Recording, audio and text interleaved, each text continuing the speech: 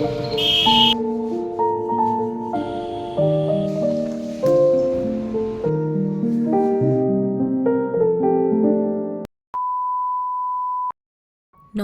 সবাইকে, ওয়ান্ডার মহুয়ার নতুন একটি ভিডিওতে সকলকে স্বাগত।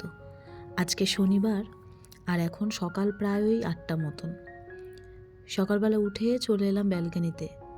আমার যে পিটুনিয়া গাছগুলো ছিল সেগুলোকে পার্মানেন্টলি এইভাবে ব্যবস্থা করা হয়েছে।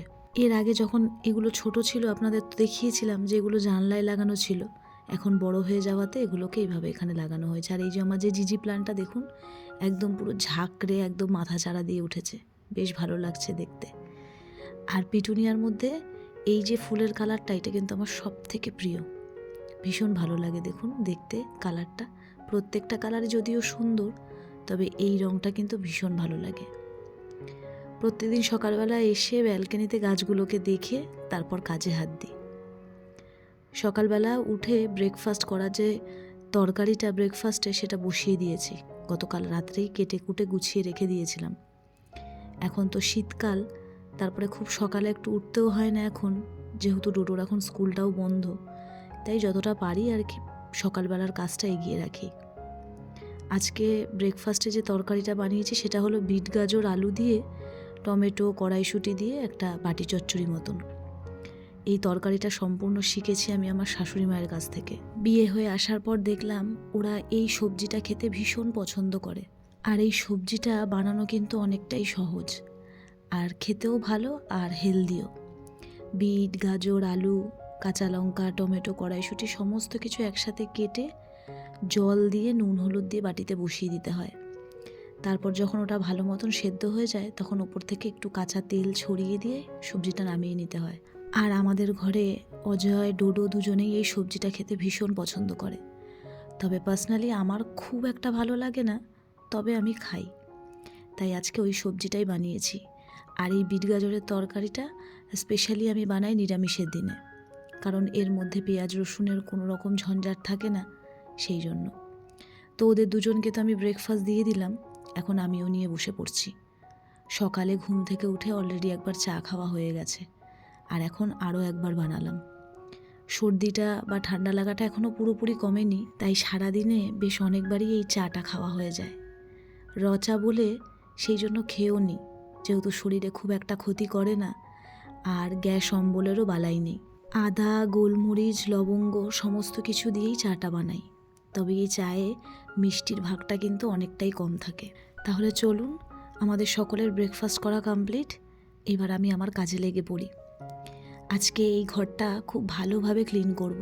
বেশ কয়েকদিন ধরেই ভাবছি আমার এই ঘরের যে জানলাগুলো সেগুলোকে একটু ভালোভাবে ডিপ ক্লিন করতে হবে। ঠান্ডা লাগার জন্য ইচ্ছেও করছিল না, তাছাড়া এ কদিন নানা রকম কাজে ব্যস্ত ছিলাম বলে খুব একটা সময়ও পাইনি। তাই আজকে ভাবলাম সমস্ত কাজ শুরু করার আগে এই জানলাগুলোকে একটু ভালো করে ক্লিন করব। এই জানলার প্রত্যেকটা রডের মধ্যে না বেশ ভালোই ধুলো জমেছে, বেশ অনেক দিন হলো পরিষ্কার করা হয় না, তাই প্রথমে শুকনো কাপড় দিয়ে ডলে ডলে ধুলোগুলোকে পরিষ্কার করছি, তারপরে কাপড়টাকে ভিজিয়ে ভালো করে পরিষ্কার করব।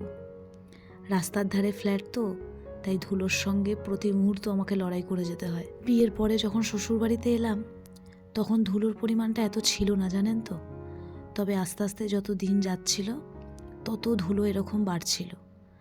তারপর তো এই ফ্ল্যাট হওয়ার সূত্রে আমরা ভাড়া চলে গেলাম ভেতর দিকে। তারপরে প্রায় 2.5-3 বছর ধুলো থেকে বলতে গেলে পুরোপুরি মুক্ত ছিলাম। তারপরে আবার যেই এই ফ্ল্যাটে এলাম, আবার সেই একই রকম আগের মতন সিচুয়েশান, তবে বৃষ্টির দিনে কিন্তু একদমই ধুলো থাকে না। কিন্তু এখন তো বৃষ্টি নেই, তাই সব সময় সতর্ক থাকতে হয়। আর প্রত্যেক দিন আমি বাড়ির অন্য কাজ করি কি না করি, কিন্তু ডাস্টিংয়ের কাজটা আমাকে করতেই হয়। আর সপ্তাহে 2 দিন রাখি একদম আমার ঘর বাড়িটাকে ডিপ ক্লিন করার জন্য। আপনারা যারা আমার ভিডিও দেখেন তারা অনেকেই দেখেছেন আমার কিন্তু কোনো রকম হেল্পিং হ্যান্ড নেই। আমি এত বড় ফ্ল্যাটটাকে, পুরো এই গোটা সংসারটাকে কিন্তু একা হাতে সামলাই। ঘরের আনাজ কানাজ, ঘরের প্রত্যেকটা জিনিস কিন্তু আমি নিজে হাতে পরিষ্কার পরিচ্ছন্ন করি, নিজে হাতে টেক কেয়ার করি। আমি যখন এই ফ্ল্যাটে আসলাম তখন অনেকে আমাকে বলেছিল, প্রথম যখন আমার ফ্ল্যাট সবাই দেখতে আসতো, ইভেন এখনও যখন আসে আমাকে সবাই একটাই কথা বলে, এত বড় ফ্ল্যাট তুমি নিজের হাতে একা পরিষ্কার পরিচ্ছন্ন করো, একটা তো লোক রেখে নিতেই পারো। কিন্তু এখনও সেই রকম কোনো অসুবিধা আমার হয় না, তবে আগামী দিনে যখন অসুবিধা হবে তখন তো রাখতেই হবে। কিন্তু এখন যখন আমি করে নিতে পারছি তাই করে নিই। তবে আর একটা কথাও সত্যি, আমি নিজে যতটা যত্ন করে, যতটা নিজের মতো করে ঘরের আনাজ কানাজ পরিষ্কার করি, ততটা কিন্তু বাইরের লোক হয়তো করবে না। তবে হ্যাঁ, যখন অসুবিধা হবে, যখন করতে পারবো না, তখন তো আমাকে রাখতেই হবে। যাই হোক, কথা বলতে বলতে ওই ঘরটা আমি পুরোপুরি ক্লিন করে নিয়েছি। আর আজকে একটু সন্ধেবেলায় পাটিসাপটা বানাবো, তাই জন্যই নারকেল, দুধ সমস্ত কিছু অজয়কে দিয়ে আনিয়েছি। ঠান্ডা তো বেশ ভালোই জাঁকিয়ে পড়েছে, আর এই সময়টাতেই তো পিঠে পায়েস এই সমস্ত খাওয়ার দিন। তাই ভাবলাম কেননা আজ থেকেই শুরু করি, সবার প্রথমে আজকে একটু পাটিসাপটা বানাবো। এদিকে দুধটা জাল হতে বসিয়ে দিয়ে আমি ভাতটাও বসিয়ে দিলাম, মানে ভাতের জলটা বসিয়ে দিলাম। আজকে লাউ শাক বানাবো, তাই সমস্ত কিছু কাটাকাটি করে নিয়েছি, সবজিও কাটা হয়ে গেছে আর লাউ শাকটাও কেটে নিয়েছি। সকালবেলায় একদম টাটকা লাউ শাক নিয়ে এসছে। প্রথমে ভেবেছিলাম আজকে এত কাজের মধ্যে হয়তো লাউ শাকটা বানাতে পারবো না। একবার ভাবলাম যে লাউ শাকটা রেখে দিই, কিন্তু লাউ শাকটা এতটাই টাটকা যে সেটাকে আর বাসি করতে ইচ্ছা করলো না। গত বছর আমি হাতেই বড়িগুলো দিয়েছিলাম ভাড়া বাড়িতে, আর এই হাতে বানানো বড়িই কিন্তু আমি আমার ঘরের সমস্ত তরকারিতে খাই।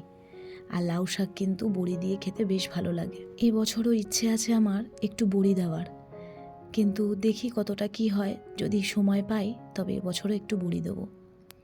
তো আমি লাউ শাকটা এখানে বসিয়ে দিলাম। লাউ শাক মানে একটু ভালোভাবে রান্না করতে কিন্তু বেশ অনেকটাই সময় লাগে। আজকে আমি দুপুরে রান্না করব লাউ শাক, আর তার সঙ্গে বানাবো ফুলকপির রোস্ট, একদম নিরামিষভাবে। লাউ শাকটা হতে যেহেতু একটু সময় লাগে, ওটাকে বসিয়ে দিয়ে আমি চলে এলাম ঘরটাকে ক্লিন করতে। সকালবেলা যদিও সমস্ত ঘরের বাসি কাজ সেরে ডাস্টিং করে ঘরটা মোছাও সকালে একবার হয়ে গেছিল, কিন্তু এই ঘরটা যেহেতু এখন আবার ক্লিন করলাম, তাই ভাবলাম এই ঘরটা আর একবার আমি একটু পরিষ্কার করে নিই। তাই শুধুমাত্র এই রুমটা আমি একটু ভালো করে আবার ক্লিন করে নিলাম, কারণ শুধুমাত্র ডাস্টিং করলে কিন্তু ঘরের সমস্ত ময়লা ভালোভাবে পরিষ্কার হয় না। তাই আমি আবারও এই ঘরটাকে ক্লিন করে নিলাম। আর এদিকে আমার ঘরটা ক্লিন করতে করতে লাউ শাকের যে সবজিগুলো ভালো মতোই মজে গেছিলো, তাই তার মধ্যে আমি লাউ শাকের যে পাতাগুলো কেটে রেখেছিলাম সেটাও দিয়ে দিলাম। আমি লাউ শাক রান্না করার সময় কিন্তু ডাঁটা পাতা সব একসাথে দিয়ে দিই না, পাতাটা আমি সবসময় পরে দিই। আর এই পাশে ফুলকপিগুলো আমি ভালো করে ভেজে নিলাম। ফুলকপির রোস্ট বানানোর যে মশলাটা সেটা আমার অলরেডি বানানো হয়ে গেছে। আর এখন আমি লাউ শাকটা সার্ভ করে নিচ্ছি। আর আমার শাশুড়ি মাও যেহেতু লাউ শাক খেতে ভীষণ পছন্দ করে, তাই আজকে এখান থেকে লাউ শাক একটু নিচে শাশুড়ি মাকেও দিয়ে আসবো। উনি জানে না, দেখলে খুশি হয়ে যাবে।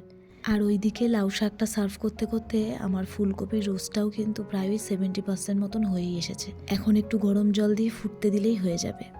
আর এই দেখুন, কথা বলতে বলতে আমার ফুলকপির রোস্টটা একদম রেডি। ওপরে একটু ঘি গরম মশলাও ছড়িয়ে দিয়েছি, দেখে তো বেশ ভালোই লাগছে।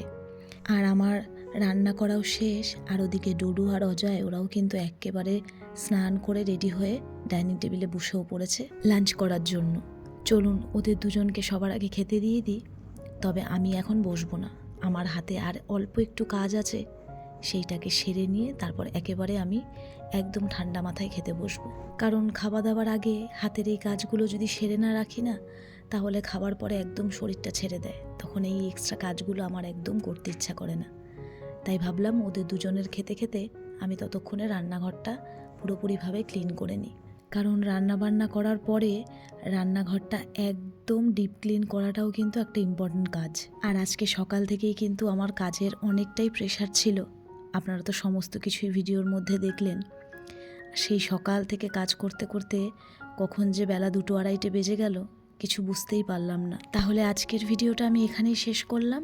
আপনারা সকলে ভালো থাকবেন, আপনাদের সঙ্গে আবার পরে দেখা হবে।